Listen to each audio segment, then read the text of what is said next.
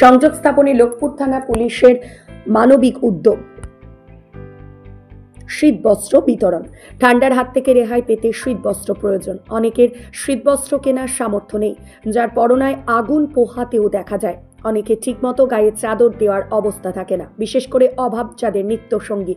সেই সমস্ত অসহায় মানুষদের কথা মাথায় রেখে লোকপুর থানার ওসি পার্থকুমার ঘোষ অসহায়দের শীতের সমস্যা দূরীকরণে শীতবস্ত্র বিতরণ কর্মসূচি গ্রহণ করেন লোকপুর থানার বিভিন্ন গ্রামে। জানা যায়, বীরভূম জেলা পুলিশের উদ্যোগে ও লোকপুর থানার আয়োজনে অন্যান্য দিনের ন্যায় এদিন বুধবার খন্নি গ্রামে 8 জন, ধমতারা গ্রামে 10 জন, ভালুকতর গ্রামে 4 জন, কমলপুর গ্রামে 19 জনকে শীতবস্ত্র বিতরণ করা হয়। যাকে শীত পড়ার মুহূর্তে শীতবস্ত্র পেয়ে স্বভাবতই সকলের চোখে মুখে হাসির রেখা স্পষ্ট হয়ে ওঠে।